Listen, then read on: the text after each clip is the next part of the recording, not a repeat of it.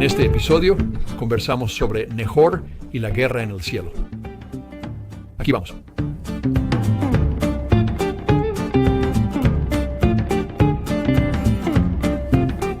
Bien, en este breve episodio de Ven, sígueme. Cubriremos Mosía, capítulo 29, hasta Alma, capítulo 4. 5 capítulos. Hay mucho que aprender de estos capítulos. Algunos principios geniales que nos aplican hoy y doctrina fabulosa que podemos explorar un poco aquí. Bien, en Mosía 29 nos ponemos al día con el rey Mosía, quien desea transferir el trono a sus hijos. Hace cosas interesantes. Primero dice, ¿quién será el rey?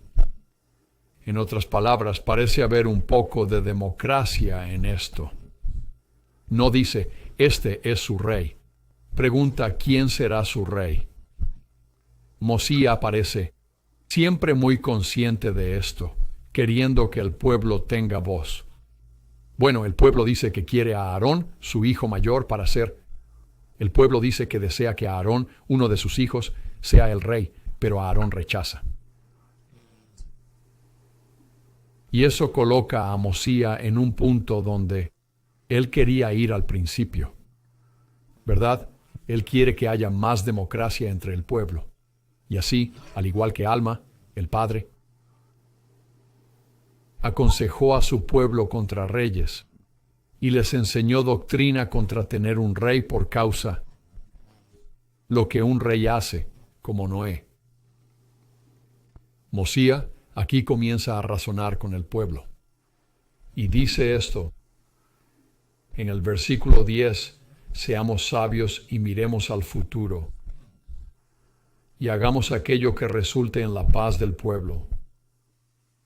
En otras palabras, miren hacia adelante a tener más voz en el reino, miren hacia adelante a tener más sistema democrático,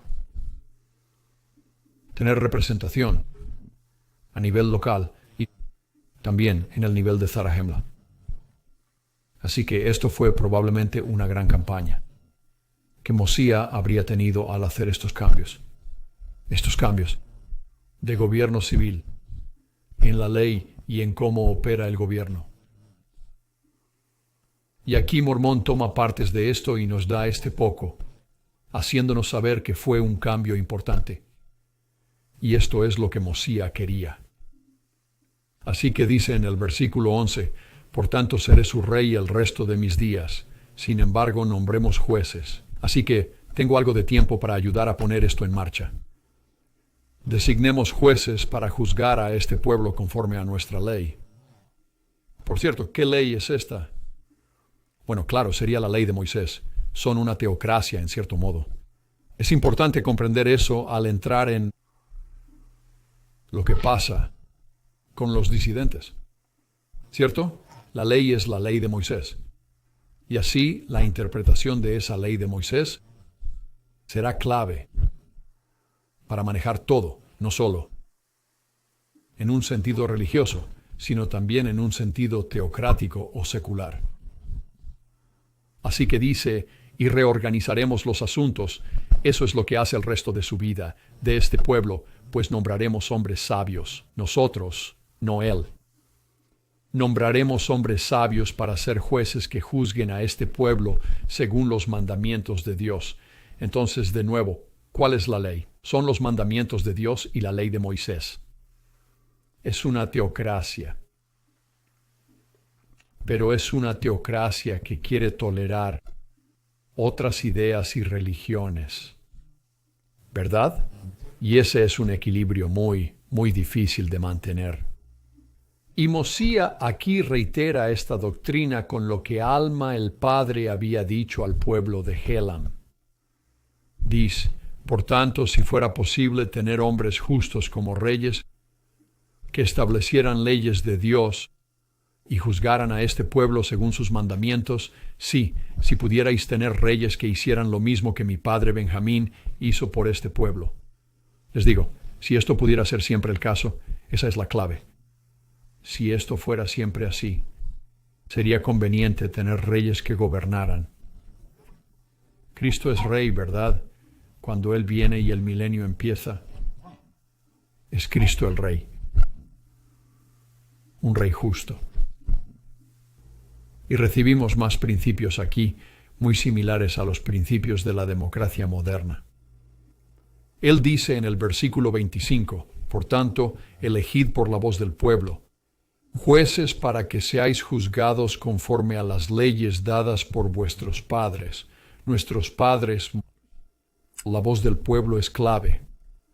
¿Cierto? Él está instituyendo aún más democracia aquí. No es común. Esta es una distinción importante también. Esta es una pieza importante de doctrina y una verdad en el gobierno y administración que Él establece aquí también. Él dice, ahora no es común que la voz del pueblo desee algo contrario a lo correcto. No dice que no pase. Solo dice que no es común. Pero es común que la parte menor del pueblo desee lo que no es correcto. Por tanto, esto observaréis y lo haréis vuestra ley, para realizar vuestros asuntos por la voz del pueblo. En otras palabras, el principio es este. La mayoría, en una civilización, en una sociedad, generalmente elegirá lo correcto. Es cuando la minoría suele intervenir y no elige lo correcto. Gana poder y hace un cambio. Que tienes un problema. Habiendo dicho esto, hay un principio importante que se establece. Sí, la voz del pueblo es lo más importante.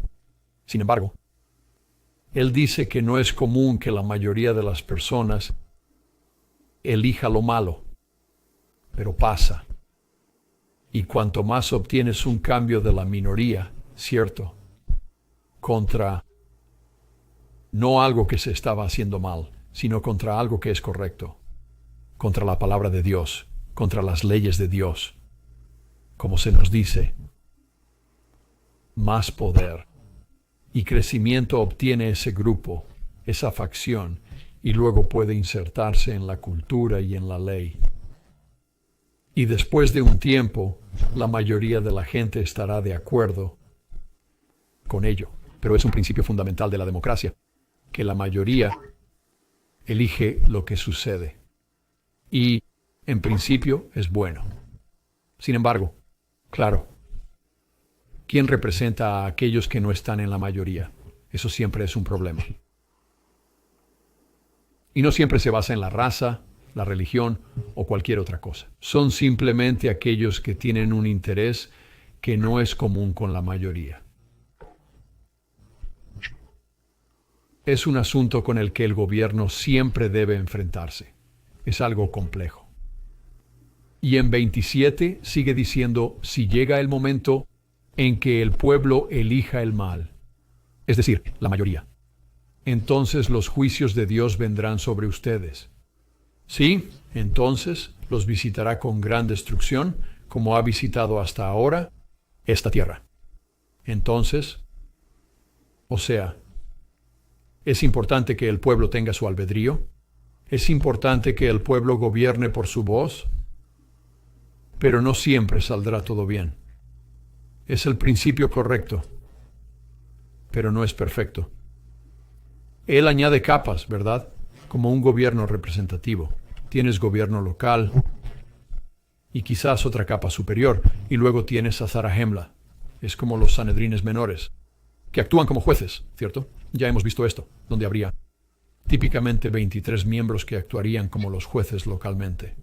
Y eso pasaría al gran Sanedrín en Jerusalén si fuera necesario. ¿Verdad? Si hubiera apelación, es similar a una Corte Suprema.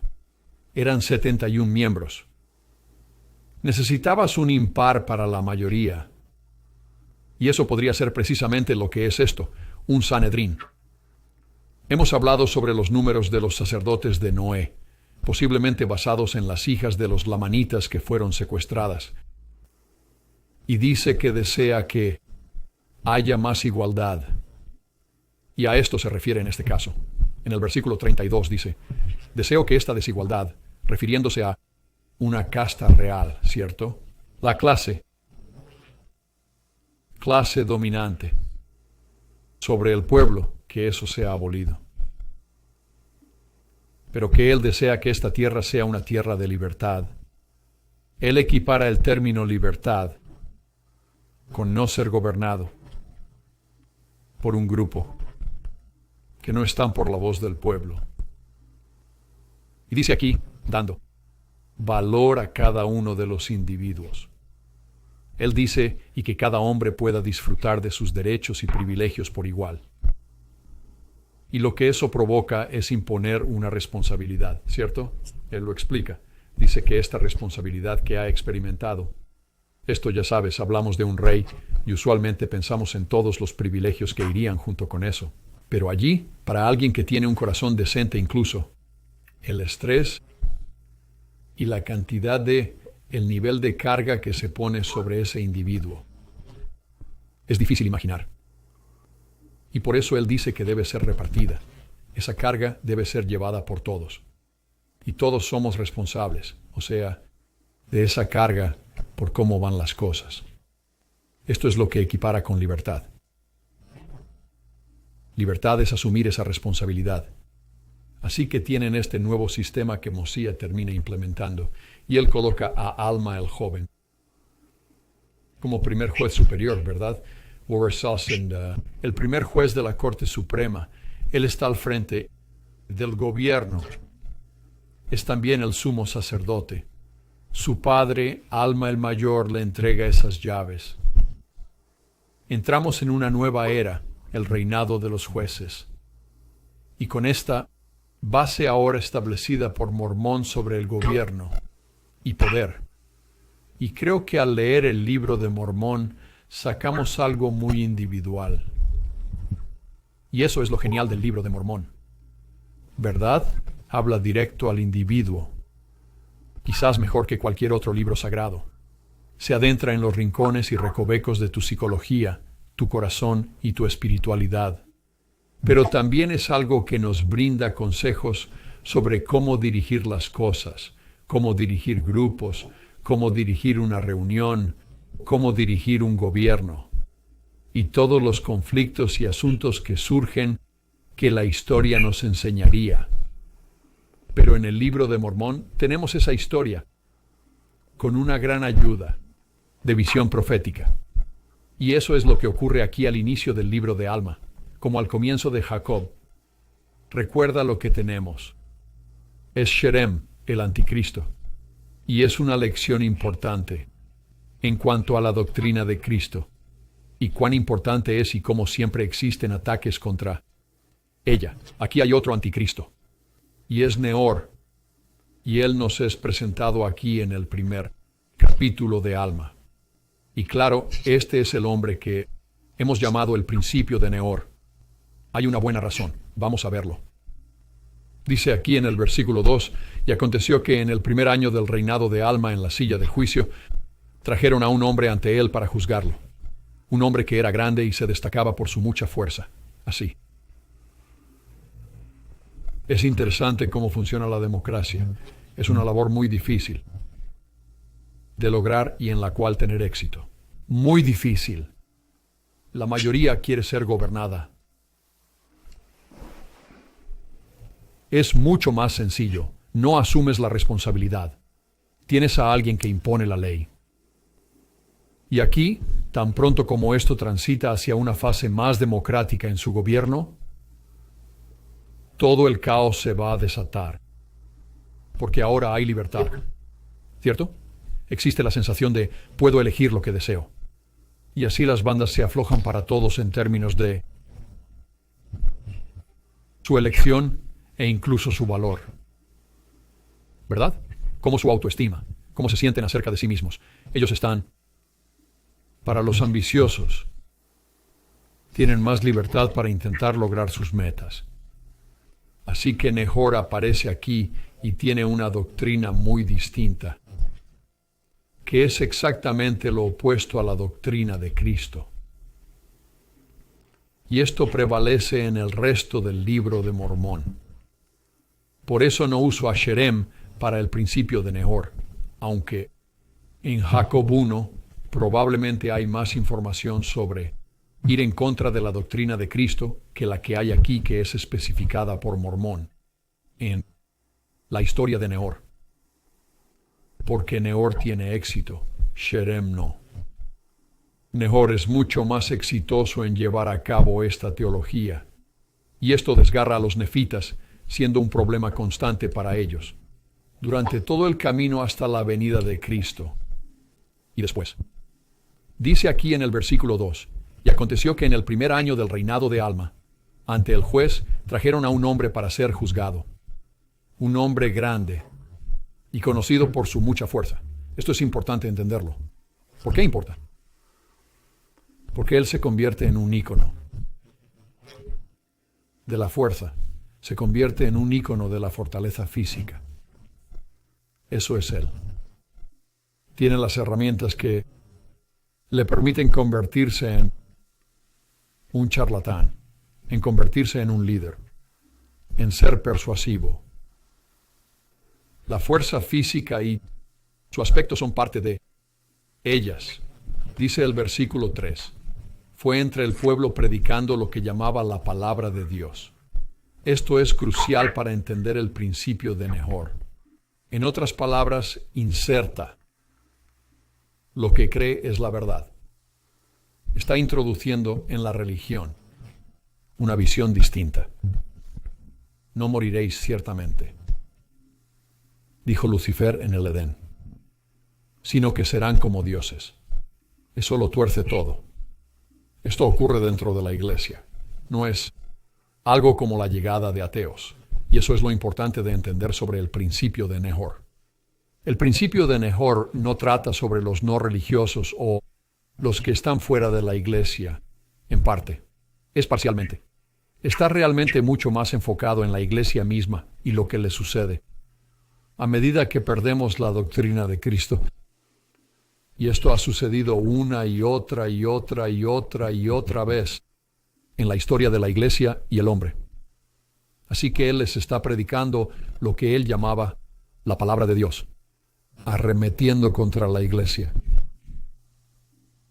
¿Verdad? Así que él es un crítico, es un acusador contra Alma y los que serían líderes de la iglesia.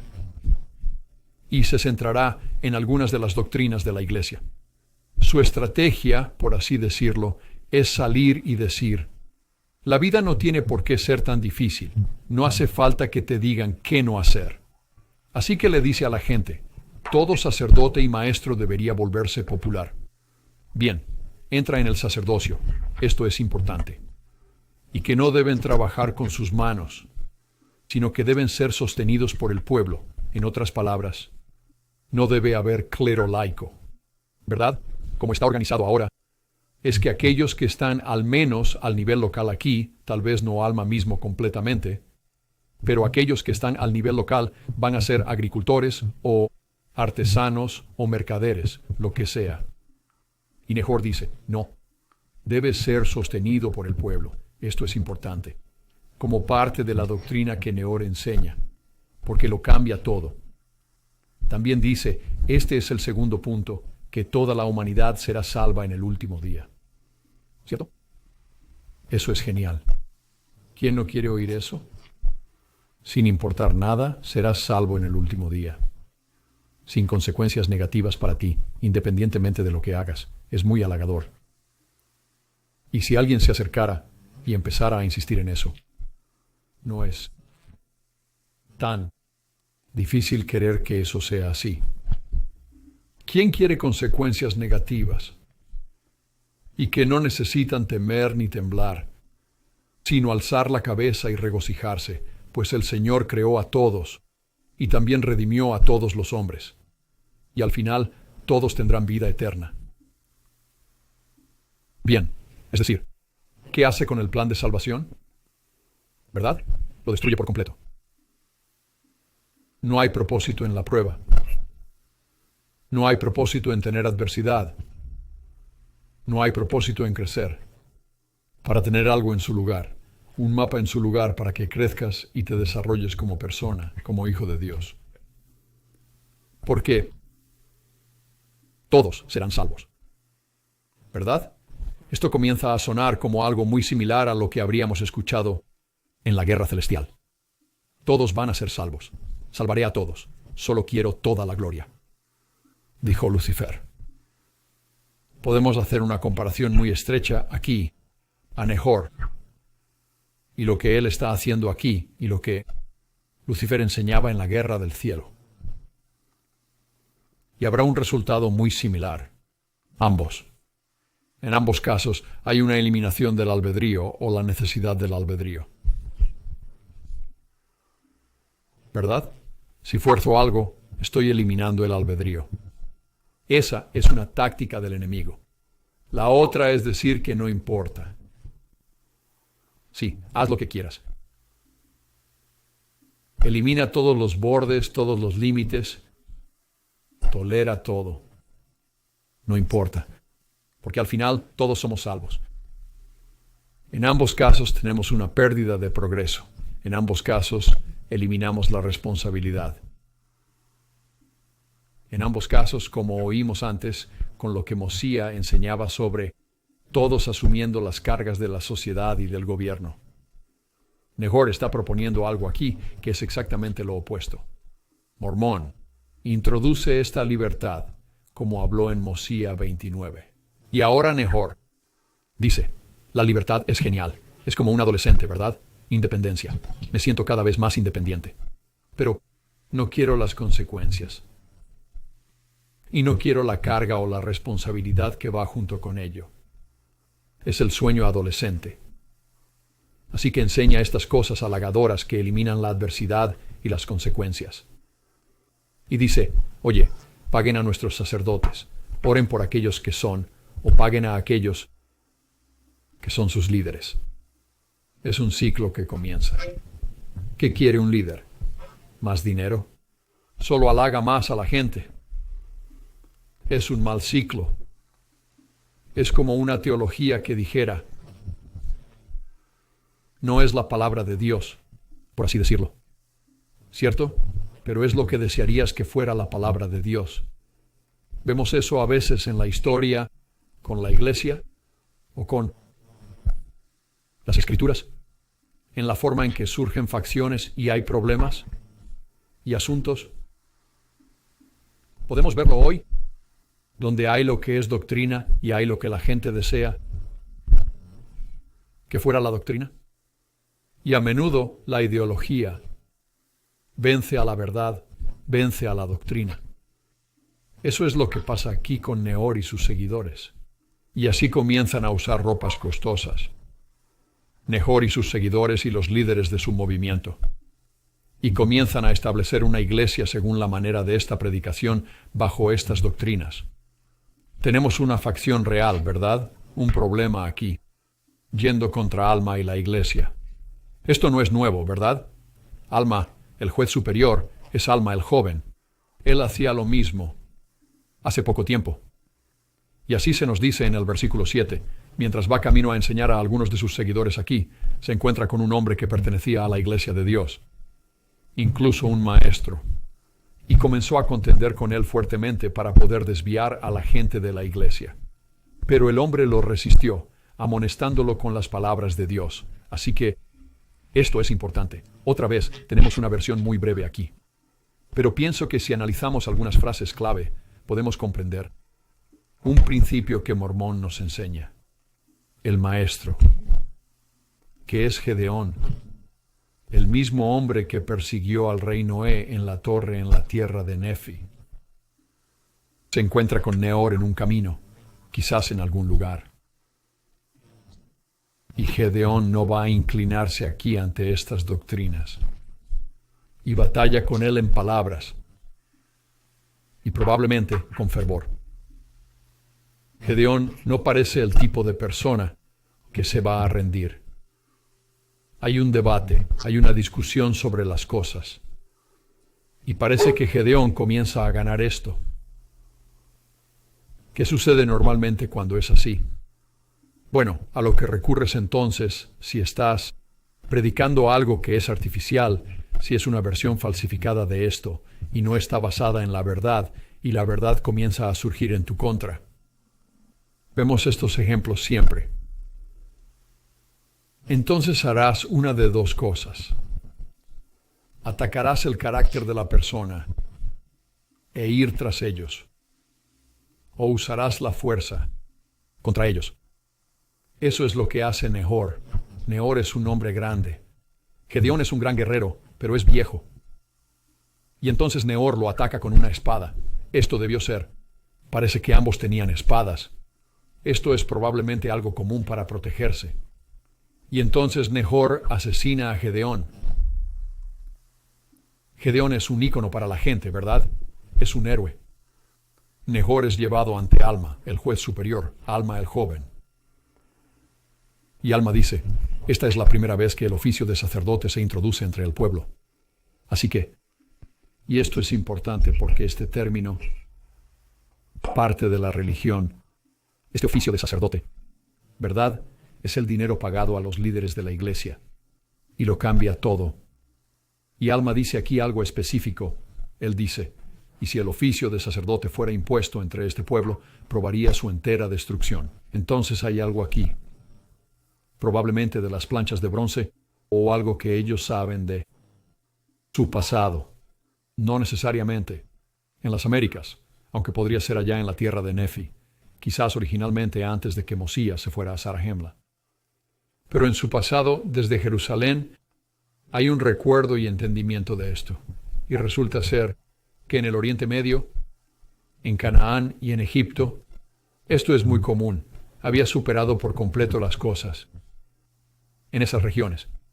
Cierto, los sacerdotes eran ricos y puede haber tenido algo que ver con la caída de Jerusalén. Y luego Alma los juzga y dice, has derramado la sangre de un hombre justo, sí, un hombre que ha hecho mucho bien entre este pueblo. Y si te perdonáramos su sangre caería sobre nosotros, ¿de acuerdo? Así que será ejecutado. Es la pena capital por el asesinato. Y es interesante, solo estos pequeños puntos, estas frases que Mormón inserta aquí. Dice en el versículo 14, estás condenado a morir, de acuerdo a la ley, la cual nos ha sido dada por Mosías, nuestro último rey, y ha sido reconocida por este pueblo. Así que, de nuevo, ahí está la democracia, ¿verdad? Está apoyada por la voz del pueblo. Mormón obviamente desea que sepamos esto. Y por tanto, este pueblo debe cumplir la ley. Así que esto no es solo Alma diciendo esto, ¿verdad? Esta es la ley que ha sido apoyada por la voz del pueblo. Toman a Nehor, lo llevan al cerro llamado Manti, que no debió estar muy lejos de Zarahemla, y termina confesando ante el pueblo. Quizás era un ritual o algo que debías hacer. Pero dice allí que fue obligado, o más bien reconoció, entre los cielos y la tierra, que lo que había enseñado al pueblo era contrario a la palabra de Dios. Y allí sufrió una muerte vergonzosa. Bien, entonces, apedreado, hasta morir quizás, tal vez de otra forma, pero en la antigüedad es una posibilidad real. Es muy evidente aquí en la civilización nefita que puedes creer en algo más y expresarlo, mientras no persigas a nadie. Y de nuevo, cuanto más ofreces esta libertad al pueblo, más problemas como este surgirán. Puedes ver esto en muchas tierras donde se elimina la libertad. Pero ciertos grupos son protegidos. Puedes ir a Siria, o Irak incluso, o en algunos casos Egipto, como ejemplos y ver dónde los cristianos eran protegidos. Como minoría, solía ser el Líbano también. Ya no. Pero si tenías un tirano, un dictador, ¿cierto? Con mano dura. Para las consecuencias, ellos usualmente salían y daban paz. Brutalmente, pero ofrecían paz a muchos grupos y no permitían persecución.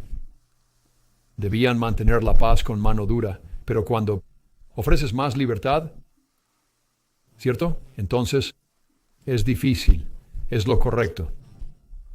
Pero es difícil, por eso tantas civilizaciones ¿verdad? Incluso si se mueven hacia un sistema democrático, caen de nuevo en la tiranía. Es muy difícil salir de eso y tener éxito después. Es realmente un milagro si miras toda la historia. Es un evento muy raro que vemos en este reinado. Y no es fácil. Pero no es la última vez que escuchamos sobre las doctrinas, ¿cierto? Es exactamente lo opuesto. Las enseñanzas de Nehor prosperan en la iglesia. Recuerden de qué estamos hablando aquí. No queremos intentar ser, ya saben, esparcir cloro sobre lo que leemos en las Escrituras. Es la iglesia, no Alma. Y probablemente no, al menos no muchos de los líderes de la iglesia. Pero no podemos decir que algunos líderes no se unan a este movimiento del neorismo. Esto se convierte en una facción muy importante, un gran problema. El versículo 16 dice que esto no acabó con el oficio de sacerdote por toda la tierra, pues muchos amaban las cosas vanas del mundo y salieron predicando doctrinas falsas, y lo hicieron por causa de las riquezas y el honor. Obviamente ambas son muy tentadoras y seductoras, pero no se atrevieron a mentir. ¿Cierto? Sabían cómo manipular la ley. Así es la gente. Siempre puedes tomar libertad y moverte a través de ella. ¿Cierto? Puedes manipularla.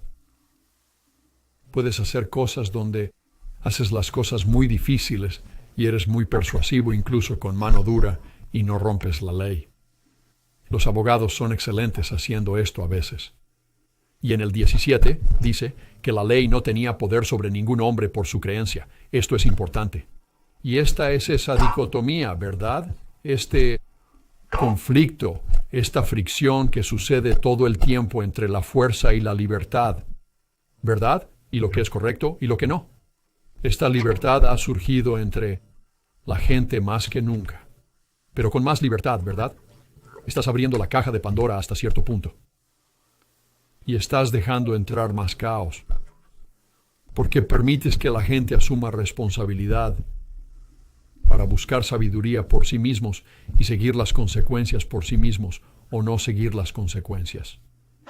Así que eso es de nuevo algo que hace que la democracia sea tan difícil. Y dice que cualquiera que no fuera de la iglesia de Dios empezó a perseguir a los que pertenecían a la iglesia de Dios, muchos que habrían empezado a perseguir. Como vimos la semana pasada, habrían sido excomulgados, ¿verdad? Expulsados de la iglesia. Y hubo una gran disensión con esto, ¿verdad? Mucha gente se fue. A mucha gente le gustó lo que escuchó. El pasto era más verde. Del lado de la cerca de Nehor en términos de consecuencias. Y Mormón hace una distinción clara aquí. Dice que persiguieron a los que pertenecían a la iglesia de Dios. Aclaración aquí, y habían tomado sobre ellos el nombre de Cristo. ¿Verdad? ¿Por qué se inserta ahí? Es importante verlo siempre, ¿verdad? Luchan contra nosotros. Siempre se reduce. En un sentido filosófico, o en la forma en que realmente se manifiesta en la sociedad, o en un sentido psicológico, o en un sentido físico, se reduce a la doctrina de Cristo frente al orgullo. Y el neorismo se trata de orgullo. ¿Para qué necesitas un Salvador si automáticamente vas a ser redimido, si tendrás vida eterna? Esa doctrina tiene que ser suprimida, ya sea diluida o eliminada. Y aquí vemos cómo funciona. Es unilateral con la libertad 24. Los corazones de muchos se endurecieron. ¿Qué significa eso para nosotros sobre la doctrina de Cristo? Y sus nombres fueron borrados, ¿cierto?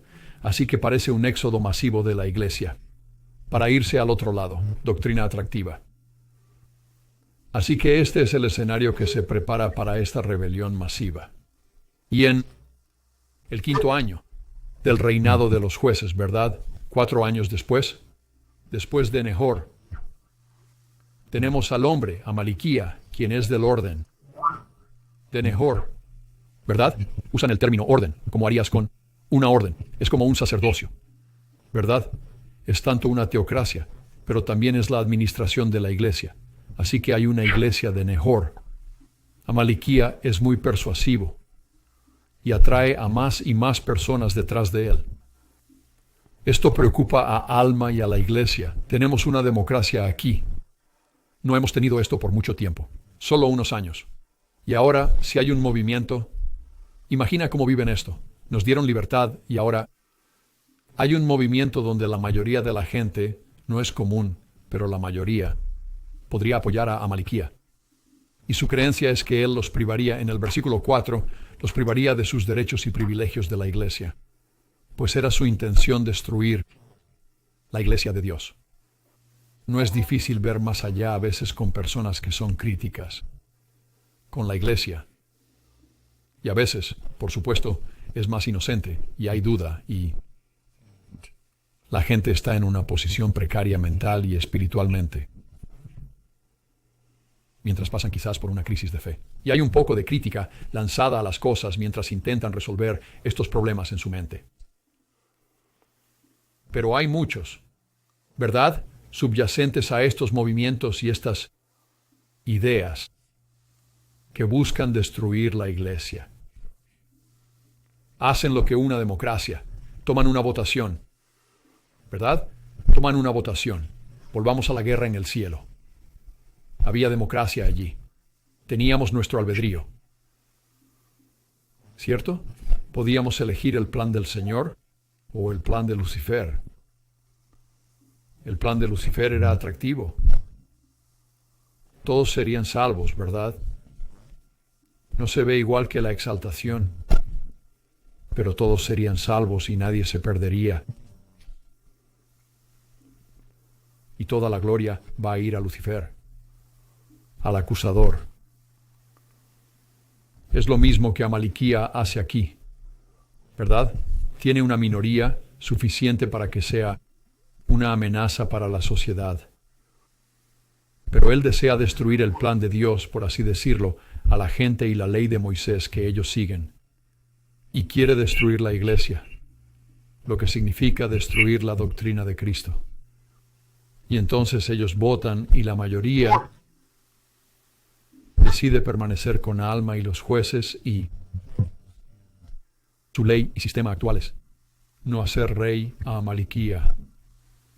Ese es el peligro de la democracia, ¿verdad? Podrías tener una mayoría que podría decidir regresar a un rey, a un dictador. Así que Amaliquía no está feliz con esto. Él incita a todo el pueblo. Ellos se separan y ellos consagran a Amaliquía como su rey. Así que ahora tenemos a los nefitas en conjunto con sus tribus, incluyendo a los mulequitas. Y ahora tenemos otro grupo, otra facción, que probablemente tenía a varias personas de las tribus y mulequitas, etc., que son llamados amalequitas. Y así los amalequitas se reúnen en una colina llamada Amnihu, que está en el lado este del río Sidón. El río Sidón, por cierto, parece la única agua importante cerca de Zarahemla y no parece estar lejos de la costa, porque sabemos que en un segundo va a ir directo al mar. El nombre Sidón era un puerto principal de lo que es el Líbano. Antiguamente se llamaba Fenicia. Podría ser que el río Sidón se encamine a algo que sería como un puerto, un estuario. Y Alma guía al ejército. Así que él es el juez superior del pueblo secular. Él es el sumo sacerdote en lo espiritual y asume el papel del jefe del ejército. Esto es muy similar a lo que tenían Mosía y Benjamín. Y el padre de Benjamín, Mosía, ¿no? Eran lo mismo. Y así los nefitas comienzan a masacrar a los amalequitas. Los están venciendo, los amalequitas huyen, y la gente es librada por un tiempo de la iglesia de Dios. Pero Alma envía espías para seguir a los amalequitas, y los espías descubren que los amalequitas, lo cual sucede una y otra vez aquí en el libro de Mormón,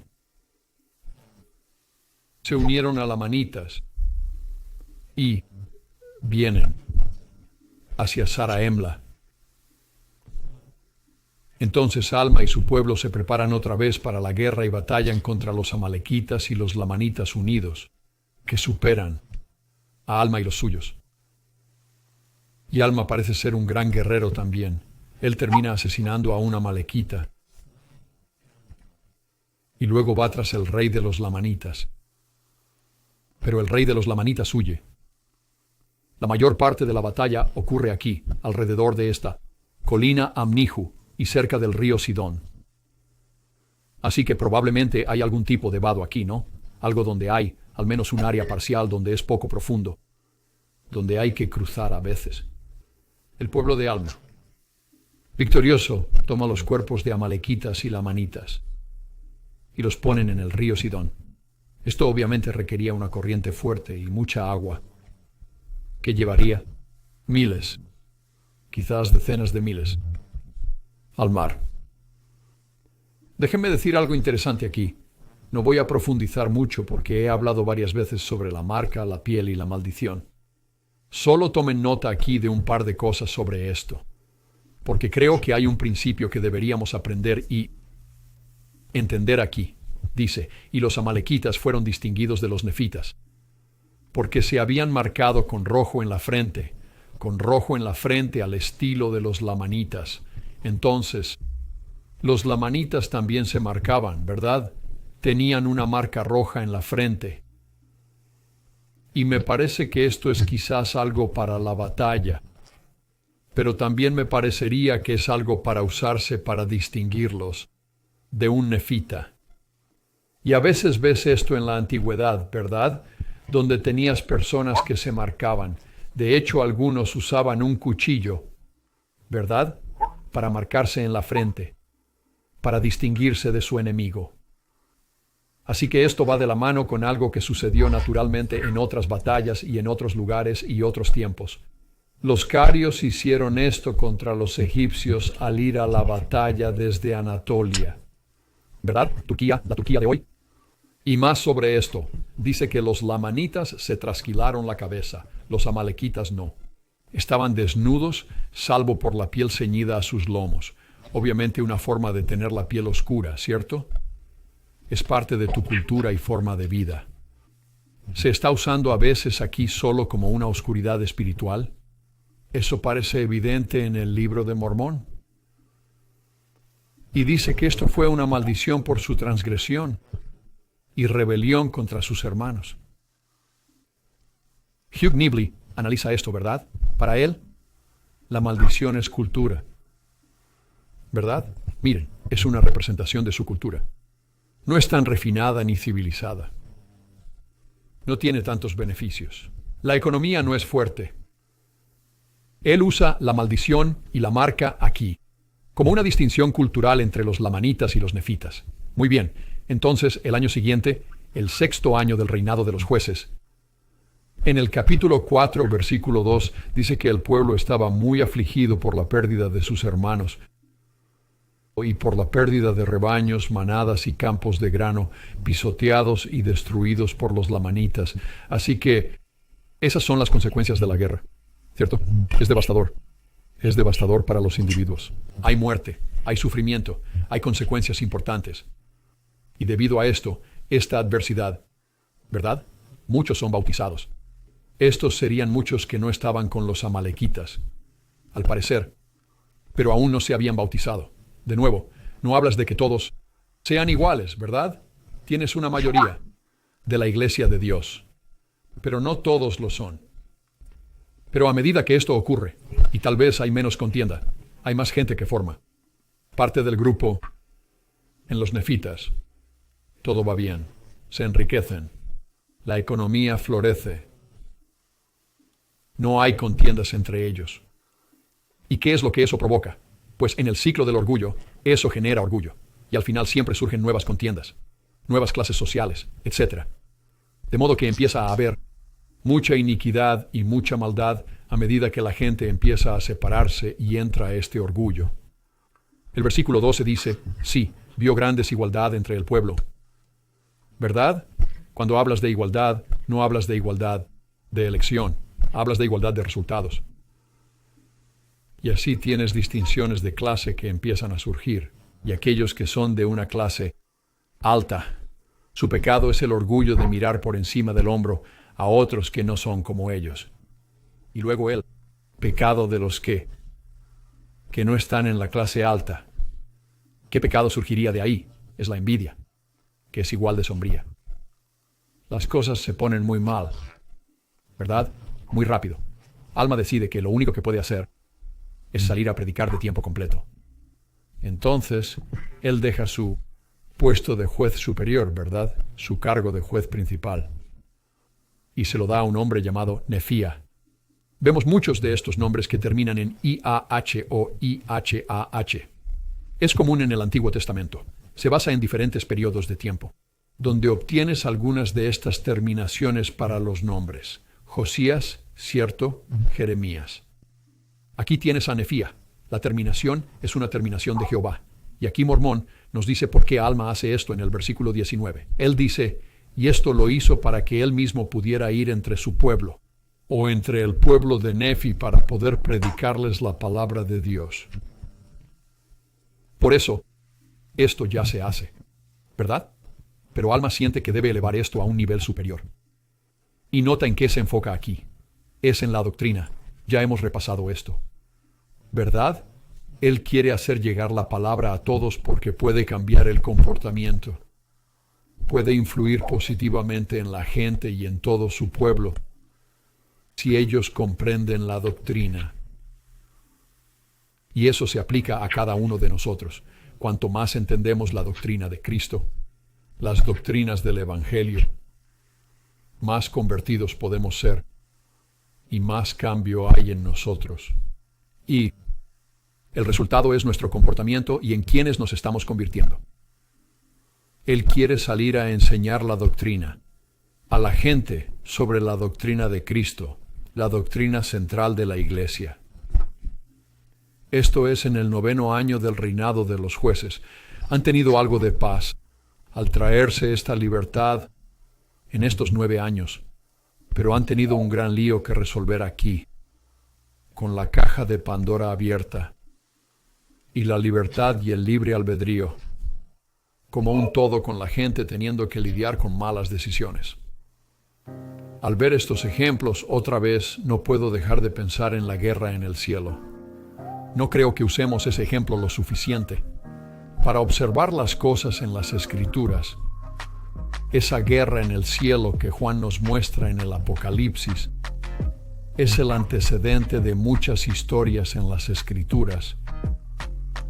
Tiene el libre albedrío en su núcleo, tiene el poder como base, tiene una comprensión de este conflicto en una sociedad libre y nos enseña mucho de nosotros y sobre nuestras sociedades que podemos aplicar a cada uno de nosotros individualmente y como pueblo. La guerra en el cielo no termina, solo ocurre una y otra vez. Les hablaré la próxima vez.